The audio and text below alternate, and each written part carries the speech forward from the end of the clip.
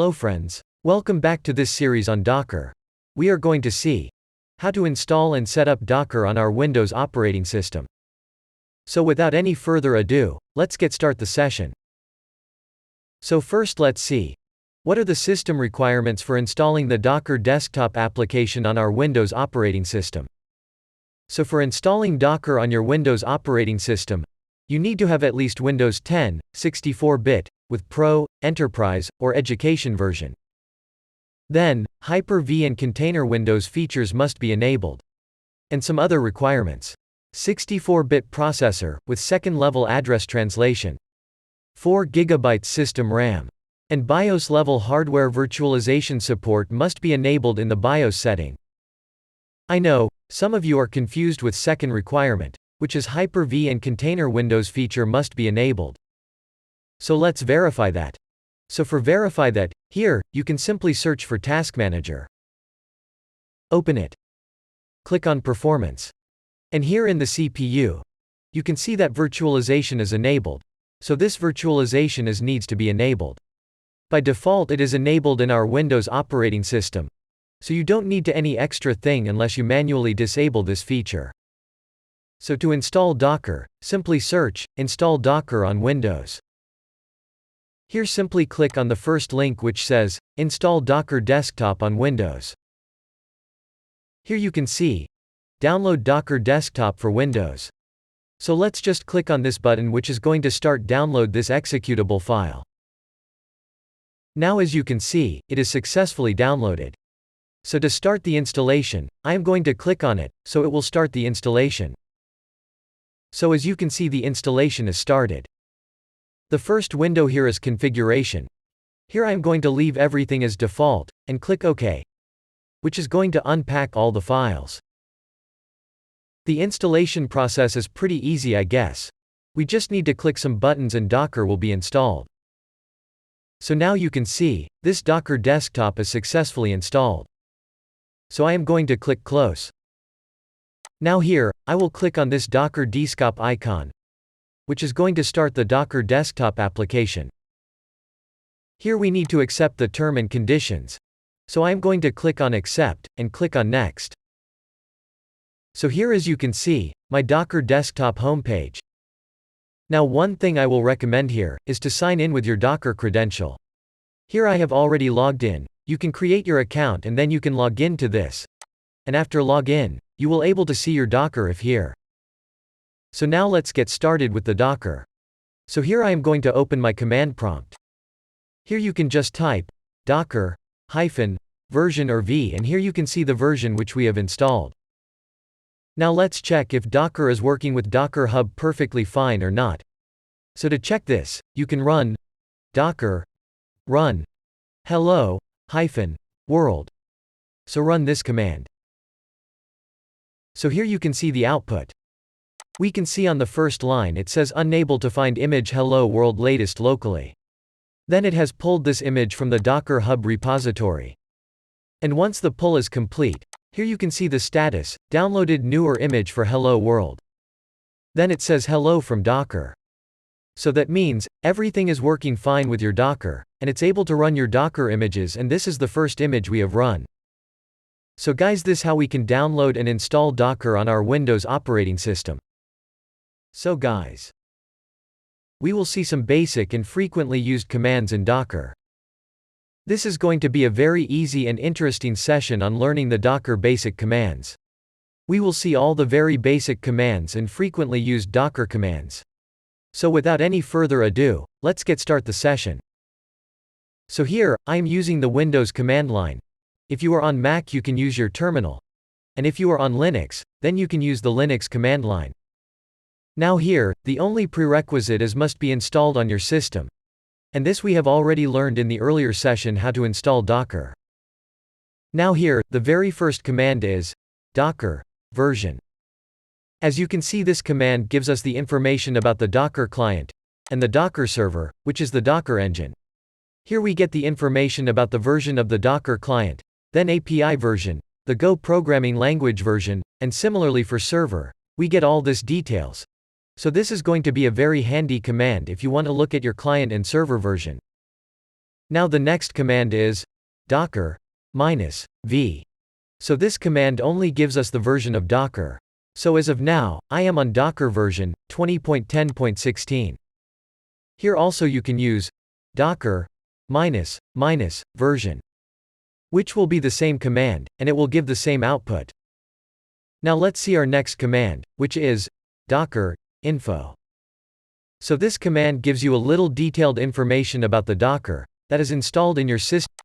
So here you can see, the very first section gives us the number of container, running, paused, stopped, and number of images. As of now, we do not have any images or container, so we are getting 0 for all these fields. Then the server version, the driver details, plugin information, and all other information. So if you want to have some quick look information on the Docker that is running in your system, you can run docker info command. Now let us come to Docker images. So the first command is docker images. This gives us the list of all the images we have. And of course here we do not have anything. So we use the other command to pull the image. Here I can say docker pull. And here I can give the name of any image.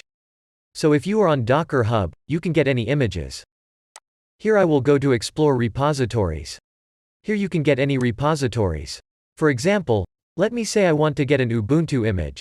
So I will search for Ubuntu and press enter. And here you can see the Ubuntu image. If you click on it, it will show you the details. And here you can see the docker pull command, docker pull Ubuntu. So here I will say docker pull and then Ubuntu. You can see, it will use the latest tag by default if we do not provide it. And it is now pulling it from the library. And yes, it is done now. And now, if I say docker image, you can see, now it is showing us Ubuntu. And this image was created or updated 13 days ago, and this is the latest tag. Now our next command is docker rmi. Using this command we can remove the one or more images. So here we need image_id to remove image. So I will copy this image_id and paste it here. And now here you can see, this is now deleted. And now if I say docker images, now I don't have any image. Now let us come to container. So for container, the very first command is docker, then ps. So this command is used to list the containers. So here, as of now I don't have any containers. So what I can do is, I can use the other command, which is docker run. This command is used to run a container. Now for example, I am using docker run, and I will say Ubuntu. Now we have already deleted our Ubuntu image. So the Ubuntu image is no longer available on our system. So if I say docker run Ubuntu, you can see it says, unable to find image locally. So now it will start pulling it from library which is Docker Hub. And then it will start the container. So you can see, it has downloaded the image. And now if I say, docker ps you can see, still we do not have the container running, however we have the image, but we do not have the container running. So in case of Ubuntu what we can do is, we can say, docker run, and we can use the -it flag. So if I go to docker run --help. So here you can see, the flag I is for interactive. And flag T is for allocate a sudo tty. So in the simple language, here we want to start the Ubuntu system, Ubuntu container, and log into it, or start the command prompt of Ubuntu. So here I will say, docker run -it for interactive, then I can say Ubuntu. Now we can see, we are inside Ubuntu container, and we are on the Ubuntu system. So if I say, ls you can see, we are now actually inside Ubuntu. So now, if I run the command, docker ps, I should get the container running, however I cannot run it here, because we are inside the Ubuntu, so I am going to open a new command prompt. Now here if I say, docker ps, now you can see, the container running, and this is the container ID. So now we can run the commands, like docker start and stop. So let's say, docker start, and this container ID. So it will start the container. And docker stop, and the container ID will stop the container. So now we have stopped. And if we go back, here you can see, it has automatically come out of that container. and it is now on our local system. Now let us see some system command. So here the first command is docker stats. This command gives us the details on the running containers, memory usage, the input-output, and so on. So let us try to again run our container. So I will say docker run it and Ubuntu. Again we are inside Ubuntu. Now here, you can see it is already showing us memory usage and all. Then we have another command, which is docker system df. So this command is used to check the disk usage of Docker. You can run this command, and it will give images, container, local volume, build, and the size which is being taken by all these Docker elements, and all the information about disk usage. Now let's see the next and last command, which is docker system prune. So this command is used to remove all the unused data. Here you can see, it is giving me a warning. This will remove all the stopped container, all network not used by at least one container, all dangling images, and all build cache. So here let me first say, and let me show you all the image and container which are there as of now. So I will say, docker images. You can see we have just an Ubuntu image. And if we say, docker ps, here we have one container running from the Ubuntu image. So now if I run the command, docker system prune, and I say why, here you can see the total reclaimed space. And again if I say docker images, here you can see my Ubuntu image is still there. And if I run the command docker ps, here you can see my container is still running, because this container was running and the image was being used, so it didn't delete them. So now here if I say docker stop and pass the container ID, so it will stop the container. So now if I say docker system prune and -a, you can see it is giving me a warning. This will remove all stopped container, all network, and all images without at least one container. If I say yes, it will remove all the unused data. So now if I say docker images, you can see the image is deleted. So be very careful while using this command, which is docker system prune. So guys, these are the top basic commands in Docker. In this video, we will talk about Docker container and Docker engine. So without any further ado, let's get start the session. First of all, let us talk about what is a Docker container. So, a Docker container is a loosely isolated environment, running within a host machine's kernel, that allows us to run application-specific code, along with all of its dependencies. Alright, now that we have our definition of a Docker container, now let's dive into some of the concepts that the definition brings up. So, let's discuss how Docker relates to a kernel. By answering first, what is a kernel? So in operating systems, like Mac OS, Windows or Linux, the kernel is a software at the core of the machine, with complete control over the entire system. It handles reading input and output from various software applications, and also turning that data into instructions for the CPU to execute. This core software also handles things like memory, and devices like keyboards, monitors and speakers for the entire operating system. So how do Docker and the kernel relate? Docker must run on top of a machine kernel, in order to provide its features. This original kernel is what we call the host machine, and you'll often hear or see the concept of the host machine appear related to Docker. So know that this refers to the original computer, and its kernel where Docker is running. Alright, to further understand how containers work, we need to see, or rather understand the Docker engine. We just brought up the idea, the Docker can be running on top of a machine's kernel. So let's go through this more thoroughly. What exactly is running?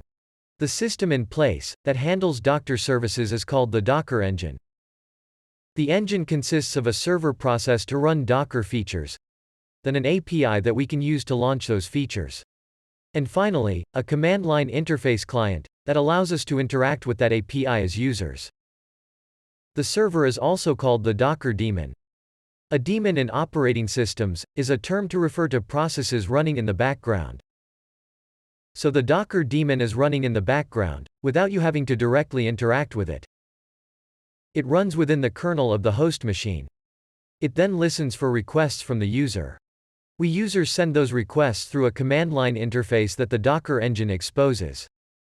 And then once the daemon receives those requests, it does a heavy lifting of actually creating containers. The Docker daemon is like a construction team that operates within the host machine's kernel. It has a book of blueprints per se that defines how it should create various Docker-related objects like containers. And this book of blueprints is the API. Then US clients, the users of Docker, can tell that team to use a specific blueprint through the command line. With that blueprint, the Docker daemon knows how to construct containers on top of host machine's kernel foundation. Now, with this diagram, let's illustrate how the Docker engine works and its relationship to containers. So here we have the elements that construct the engine and how it relates to Docker containers.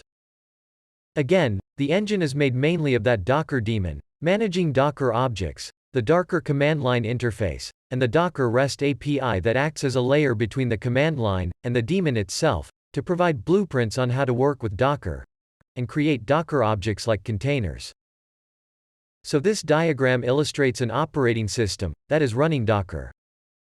The running Docker daemon sits and operates right on top of the host's operating system's kernel. It acts as a layer between the command line that interacts with it, as well as the containers that it creates. The command line application, which is provided by the operating system, such as a shell, like a terminal, or PowerShell in Windows, interacts with an interface provided by Docker to work with the Docker daemon. As users, again we send requests to the daemon to create containers. And as daemon receives those requests, it creates those containers within the host machine. So the main point of this diagram is to illustrate the Docker command line interface, working with the Docker daemon on top of the host machine's kernel. Let's move on and continue exploring containers. Now that we have a grasp of the Docker engine, the kernel, and the host machine, let's think about how Docker container environments actually work. The Docker engine creates these environments called Docker containers on top of the kernel where you can run application-specific code. Now, what does this environment provide? The environment allows for a certain degree of loose isolation. For example, the processes or running instances of a program within one container should not be able to affect the processes of another one. Also, a container environment allows for resource limitation. We can specify how much of the CPU each container is allowed to consume. Likewise, we can say that each container only has access to a maximum amount of kernel memory. This allows us to make sure certain apps don't hug too much of the host machine's kernel resources, allowing all the containers to run fairly. This loosely isolated environment then allows us to run application-specific code, meaning we can run an application within one container, and then bundle all that application's dependencies within that container, without having to install those dependencies on the host machine. So one of the big things about containers is that it gets its whole own file system. So all the application-specific code will exist within that container file system, including all of its libraries and dependencies. For example, if we have a Node.js server running in the container, all of those Node module libraries can be installed just within the container itself, without those having to be downloaded or created on the host file system. This becomes especially useful when you had multiple container environments and applications running on your system, but you won't necessarily need to support the entire environment or directories in libraries of all those applications, all within your host machine. You can just support them within their own containers. Now I hope you all guys understand the work of Docker container and Docker engine. Now, in this session, we will discuss Docker image. So without any further ado, let's get start the session. So in the previous session, we show what is Docker container and how it works. But we have an important question that remains. How is the Docker containers create? Docker containers are created by objects in Docker, called images. An image as defined by Docker is a read-only template with instructions for creating a Docker container. These instructions define everything that the container needs. What the container will need to run, its specific software, including any dependency code, libraries, environment variables, or configuration files for research, limitation, networking, etc. These instructions are collected within an executable package, which is the image itself. So when you run that executable package, you create the Docker container. Therefore, the container is the instance, or the result of executing those instructions outlined in the image. For example, these images can tell Docker to create a container that runs Ubuntu, one of the most popular Linux operating system distributions. Or we can have an image that tells Docker to run Nginx, a notable web server. Later on, we'll learn how to create images in this customized way with a special kind of file called the Docker file. In the Docker file, we outlined the instructions for how the image will create the container. In the meantime, let's go over that image to container relationship once again, because it's an important concept to grasp within the Docker. The Docker image is the assembled set of instructions, which outline how the container should be created. It's assembled into one overall image, which is why we can create an entire Ubuntu container by using its assembled image. Now, the container is a result of running that image. Docker looks at the assembled image and executes those instructions one by one to create a container. So now the container is created by using all of those completed instructions and executing them all.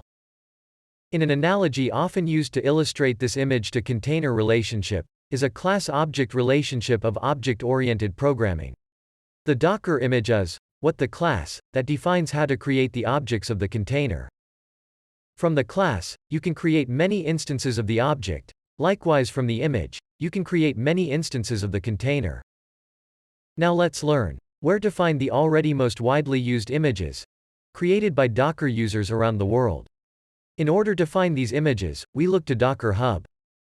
DockerHub collects images from Docker users, from independent developers to entire engineering organizations, like MySQL and Ubuntu, which allow for anyone who knows how to use Docker to use them within their containers.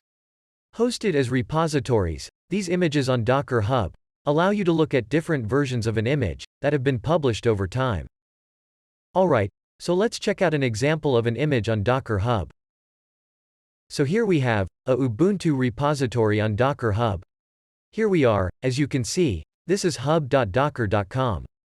And for example, if we look at the official repository for Ubuntu, we can see that there is a nice short description telling us that this is a Debian-based Linux operating system distribution. Then scrolling down, we can find different versions of the image software, few number of collections like 18.04, or a name like Bionic. And these different tags are very helpful when you want to use a version of the software with various setups, so that your code can take advantage of any feature that has been released in the product before, but perhaps may not be available at the moment or supported any longer. Now, whether or not your feature is supported in the latest version, does it affect your code, because you can pull the image of a version that supported your feature set in the past? So, after we've explored this image over here, we've covered a quick introduction into Docker images. I hope you all guys are now clear with it. Now in this session, we are going to explore the Docker image with a little more depth. So without any further ado, let's get start the session. So first up, let's bring back our definition of the Docker image. Docker images are read-only templates, with instructions for creating a Docker container. This offer gives image instructions. Docker will run the image, and then create the relevant container, with any specified dependencies and libraries within the image.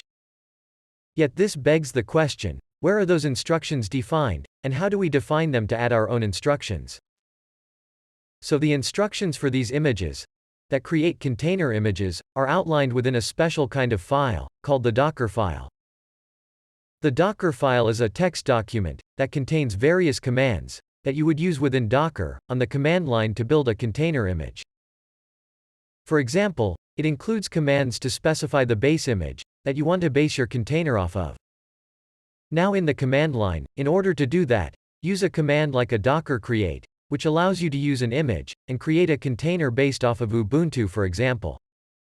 Now in a Docker file, in order to specify the base image, you would use the firm keyword to achieve the same effect of creating an Ubuntu or Ubuntu container. Notice that keywords in the Docker file are pretty distinguishable, because of their all uppercase, scream case syntax. Another example is the command argument, that you would supply as the last option, to create on the command line. In order to give containers a default command like bash for Ubuntu. Now in a Docker file, you use the cmd keyword. Docker files have pretty of additional commands, like copy all uppercase, or run all uppercase, to start running a command within the container, and to copy files into a container. So these Docker files are the backbone behind the imaging system of Docker, and therefore they're the secret source of Docker containers. And since containers are the main dish of the Docker entry, this makes Docker files the key ingredient. All the published images on DockerHub will have a relevant Docker file, which defines how that container image was created. So let's look at DockerHub, and check out some examples of the Docker files hosted there. So if you go to hub.docker.com/explorer, we're gonna see the official repositories for images that DockerHub officially supports. So back on the list of images, let's choose one to dive more deeply into. Now let's look at this, Nginx Ubuntu, which is a very popular web server that definitely has a lot of support from the Docker community, as well as a high usage rate. So we're going to click on one of these image tags. How about Alpine over here, says we click on this. It will link us to a file on github.com, which is a Docker file. And as you'll see, there is a lot of information, which tells us how the image was created. So we have that from command, and that run command, and well as some various other commands which we'll look at in a moment. And this is a particularly long example. There again, is the copy command, and the cmd command, typical of Docker files to have. So great, as you can see there seems to be a lot to do with setting up the container, with software installations here as well. And now we've discovered the relevant setup to build for this official Nginx image. So the fact that all of these images link to a tag over here, with a Docker file, means that we have now a lot of examples to work with, to learn from, and to find best practices for. And overall, it'll just give you more insight into the number of extra dependencies and libraries a particular image needs in order to build. Alright, now that we've explored Docker files more deeply, I hope you all guys are now clear with it. Now in this video, we will see some importance of the Docker container. And then we will compare Docker containers and virtual machines. So without any further ado, let's get started with the session. We have a pretty good handle of what a container is, but we still have a couple of important questions to answer to begin. Well, why are containers useful, and why do they really matter? Containers are great because of their portability. Specifically with Docker, Docker ensures that the same container can run the same way regardless of the operating system environment it's running on. Means, whether you're on Mac OS, Windows, Linux machine, or on a cloud platform, Docker will ensure that your container runs identically, getting the right libraries for your application in the container, no matter where it goes. The only requirement is that the machine has Docker installed. Again, any machine with Docker installed can take your container and run it. Therefore, when it comes to running application-specific code on different systems, developers and engineers can worry a lot less about setting up the environment, and focus more on the application-specific code that drives the real unique value for them and for their companies. This also allows teams and organizations to ensure that their engineers have access to the same code, and more importantly, can execute it successfully on their environments. Finally, this containerization also allows ease of creating multiple environments with their own unique purposes. For example, we can use a container for local development, and then another one to set up a continuous integration environment, where we constantly test the code we're preparing in order to detect bugs.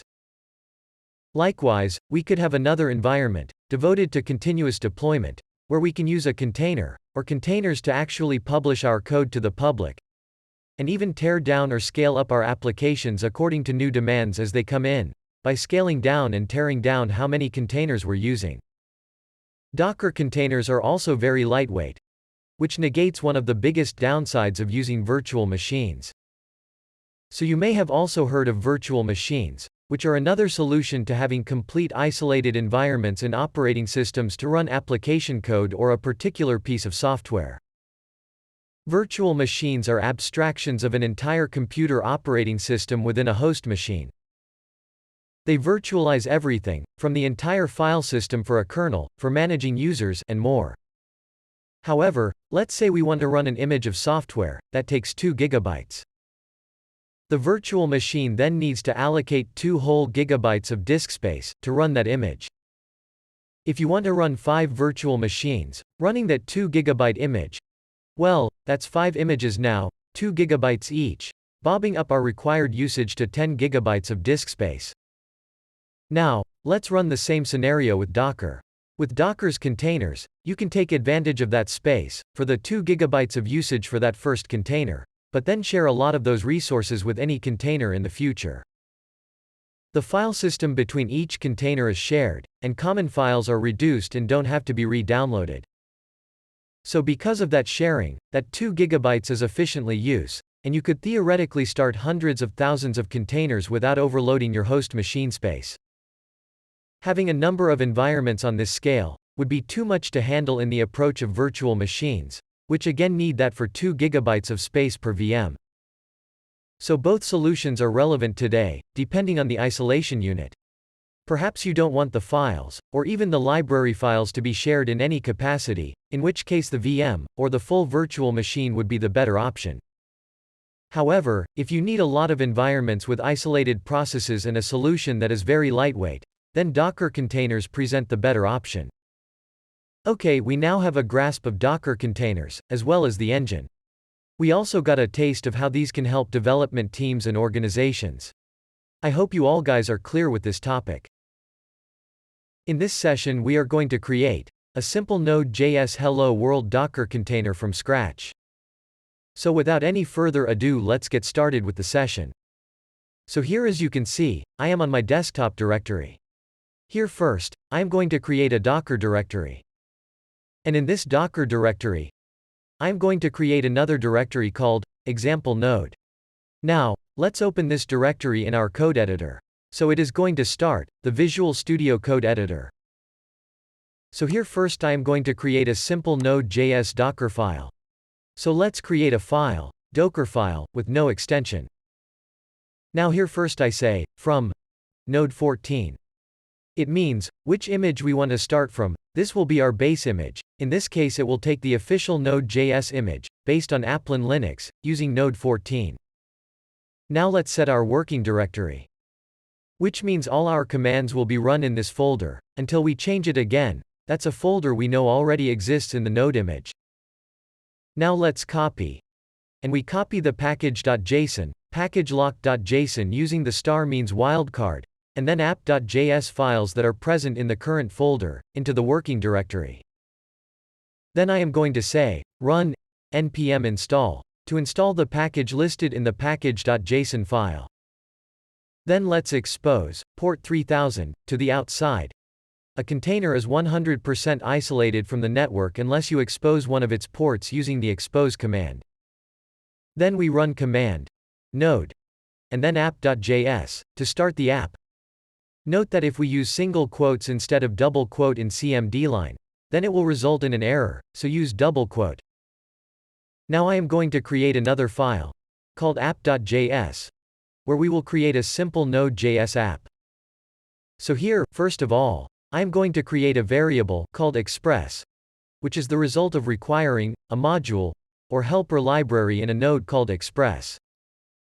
And then, we're going to make an app variable that sets the result of calling this express function that we just created by requiring the express module, which will have 2 more constant variables. Now we're going to use an app function to make a get endpoint. And then this has 2 parameters. The first one is a string, which divides where we want to expose the endpoint. So how about the root of the project? And then we have a callback function, which is going to be in the arrow function format of JavaScript.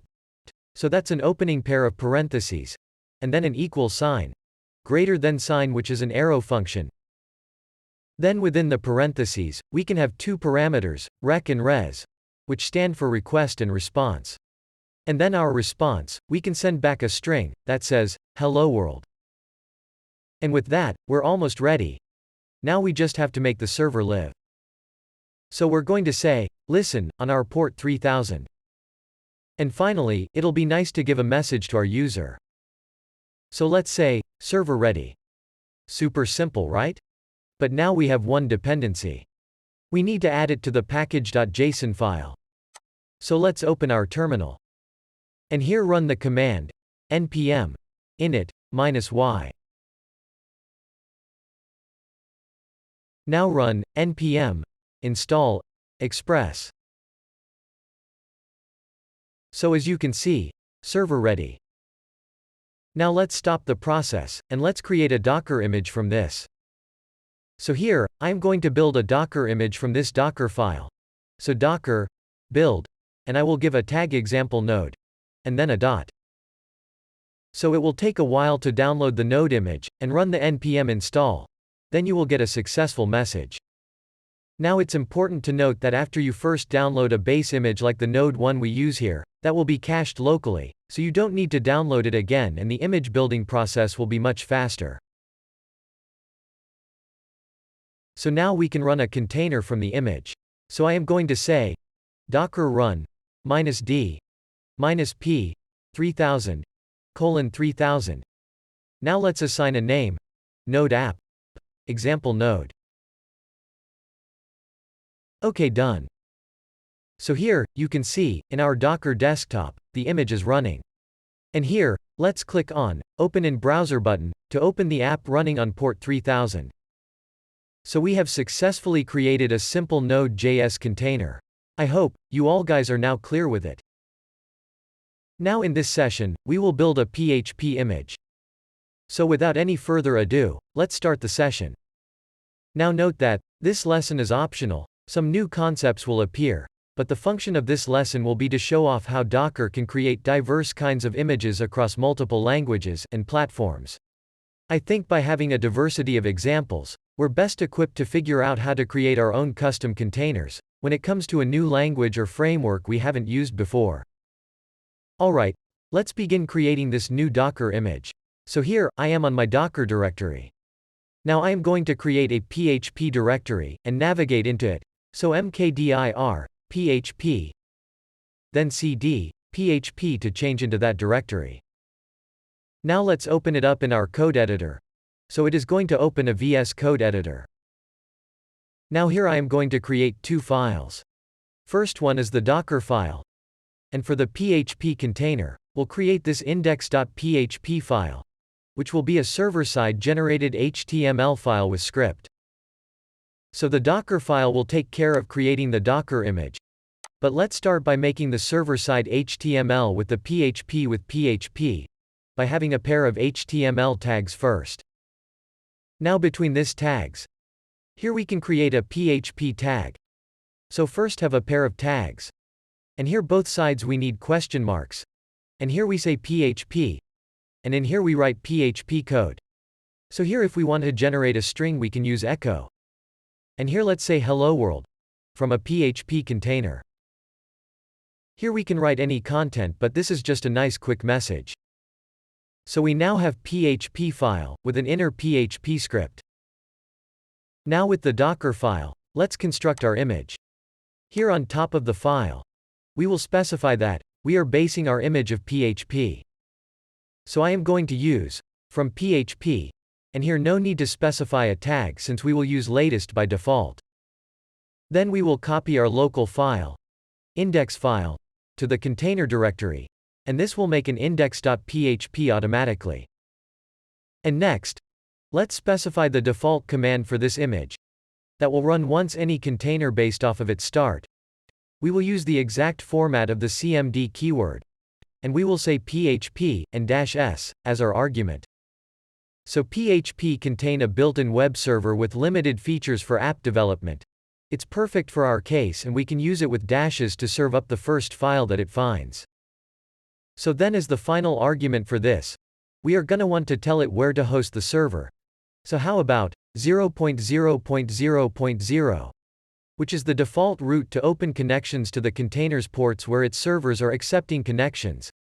And then with the column we can specify the actual port, which is 3000. So we now have enough to build the image. However, before we move on, let's add a line above our default CMD. The marks that we deliberately are exposing port 3000 within this container. So here, let's say expose 3000. This line now is more informational than functional. It doesn't actually publish the container port to the Docker host machine. Rather it's there so that future developers on the project can know to expose port 3000 when running the container. So now let's build and run the container. So let's open up a new terminal. Now here, let's say docker build from this local path with the dot, then -t, and here I am going to use my username and /php. And we are going to build image. It has to pull up from dockerhub since we haven't used it yet. But pretty soon it will copy over the index file and then we'll be able to see our running container once we run it from this completed and built image. And there it is. So now we can run this container. Let's call php. So use docker run --php. And now we publish a port. Let's say 3000 and 3000. And this is something we know to do again from that expose line. And now we can use our locale built image with username /php. And as we do so, our new container seems to be running. So let's go ahead and visit a new window in our browser. So here we gonna go to localhost, and then 3000, which is our published host port. And here you can see we get hello world from PHP container. So now we have a running container, giving us information from the container. I hope you all guys understand the concept. Image. So guys, that's it. Now in this session again we will build one more custom Docker image. We will build a Python Flask image. So without any further ado, let's start the session. So this time, we will create a Python web server image. Now as you can see, I am on my Docker directory. And here, I am going to create a new directory, called Flask. And let's navigate into it. So this one is going to be a Flask Python image, that is a web server. Now let's go ahead and open this up in our code editor. So it is going to open Visual Studio Code Editor. Now here, the Flask image project will need 3 files. An app.py file, which will be the base Python script for the application. Next it will have requirement.txt file, which outline what library dependencies are needed for the Python application. And then most importantly we have the Docker file, to instruct how to build the Docker image. So let's make those files. app.py, then requirements.txt, and then finally the Docker file. Now let's begin creating this image with the app.py file. We'll quick set up a Flask application to server a message at the root/endpoint. To begin we import the Flask module from the Flask library location. So from Flask, here note that this is lowercase. Then we are going to import Flask module, which is now uppercase. And then we import markup safe, so from jinja2.utils, and then import markup safe. Then we create an app variable, so app, and since app.py is the main file, the scope, in other words this name over here, will be set to the value of main a string, and that name is also __name__. Now this a Python convention, so as long as you have this line, this should set up the app for the Docker container, which is the crucial part.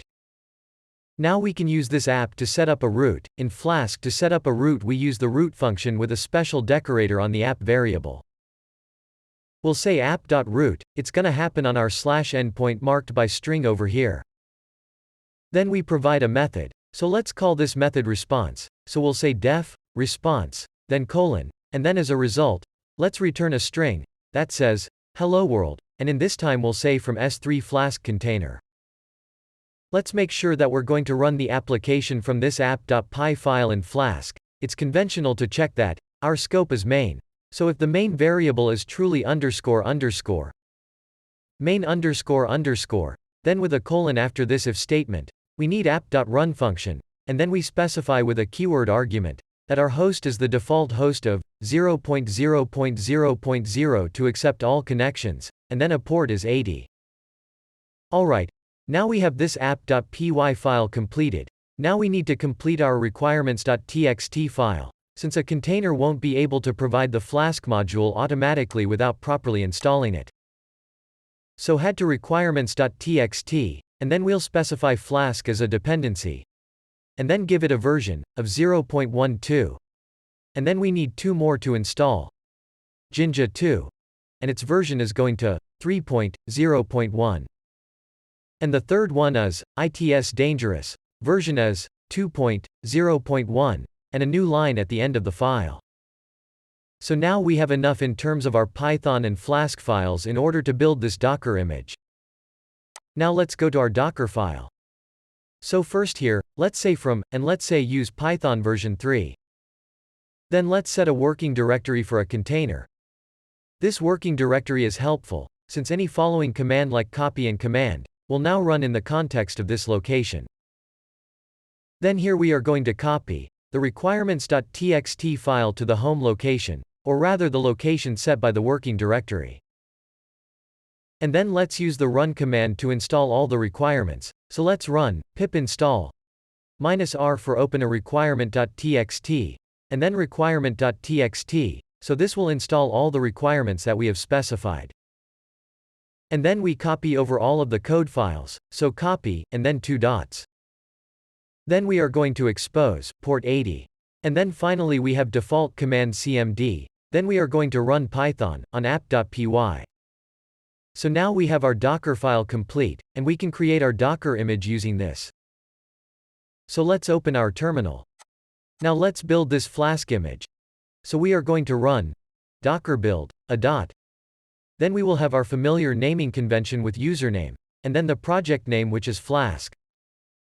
So it will pulls from the Docker Hub the Python image, to take a moment or so to downloading. And soon enough, we have our successfully built image. Now let's clear this. Now I am going to run this container, and create one based off of this image. So docker run, the name is going to be Flask. And then port is going to be 3000. But map it to 80. And then again S3CloudHub /Flask. And as we do so, notice that it says running on the host and the port. So let's go to our browser, and then visit our local host.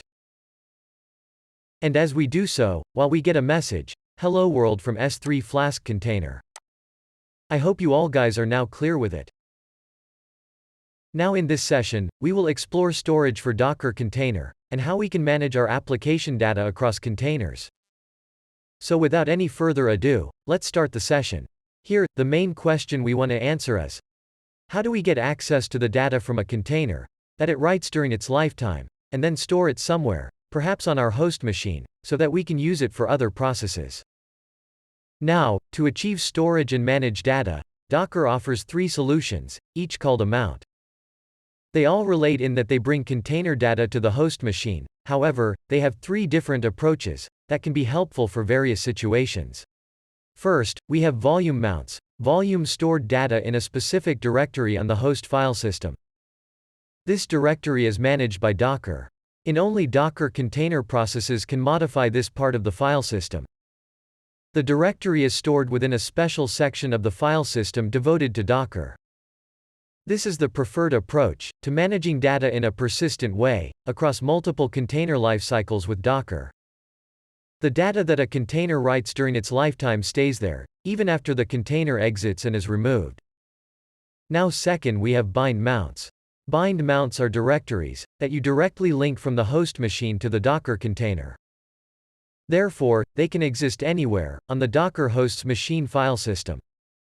Therefore, they can exist anywhere on the host file system. The nice thing about bind mounts is that non-Docker applications and processes can also access and modify that directory, just as well any Docker container can modify the bind-mounted directory. The reason bind mounts are less preferred than volumes is because you're not guaranteed that the data will persist across containers, because of the fact that the data location is stored on the host machine. Luckily, Docker is smart enough to create a bind mounts directory on the host file system if it doesn't exist yet, when you want to create it, but the catch comes with that directory may be moved or deleted during the lifetime of a container or between the creation of multiple containers that depend on the same amount. So bind mounts in a way are less secure than volumes, because they rely and hope for a very particular file system structure of the Docker host. Then finally we have temp-fs mounts, or temporary file system mounts. These mounts don't write to the file system of the host machine. Rather, they write to the memory of the host machine. So this data is never persisted to the disk of the Docker host. Essentially, the temp-fs mount is used during the lifetime of a container to store any data that is not persistent, that could perhaps be secret information. After all, the data will not be saved in the long term on the host machine, nor will it be saved within the container. So it's great for data that is secret, like keys for example, that you want to disappear as quickly as possible. Now here's a diagram that illustrates how each of these storage approaches relate to the host. We have a bind mount, a volume, and a temp-fs mount. The bind mount connects a container to a directory on the file system of the Docker host. Next, we have a volume that connects the container to a directory in the specific area of the host machine. Note that this Docker area is surrounded by a dash box to signal that it's only accessible by the Docker engine and its processes. And finally, we have a temp-fs mount that connects to the container memory, or rather the memory of the host machine, to the container. Now let's go over and review the use cases of each approach to meet the ideas behind each of these solutions a little more substantial. First up, the use case for volumes is when you want to store data across containers on the host system in a persistent way. For example, you may be hosting your containers on an external remote machine in the cloud. The remote machine itself may be running processes that manage and change the file system. However, with volumes, you can store data created across multiple containers running on that host machine in a specific place on the file system. Next, the use case for bind mounts is when you want to edit the directory with non-Docker applications and processes, and you want the container to edit the directory as well. So this may come up if you have a working directory for your project on the host machine, but you also have it set up so that you have configuration files in that directory that you want to go into the container.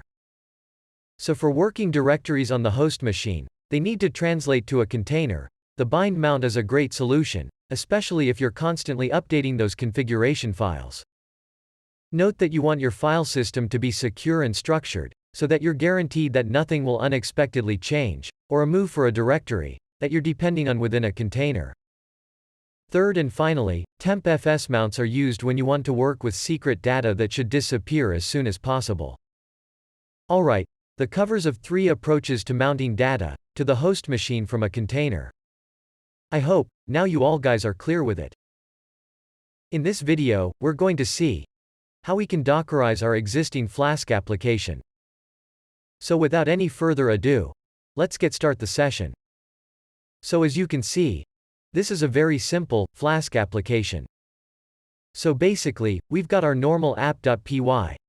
Here we're importing the Flask package. Then we're creating an app. And then we're defining a root and view template. And in this case our project directory has templates directory that contains the actual HTML code for our index.html. So guys, this is what the Flask application looks like.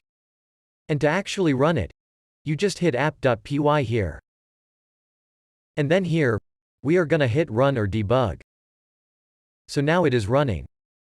And now we can confirm that this is working by navigating to the host here, localhost port 5000.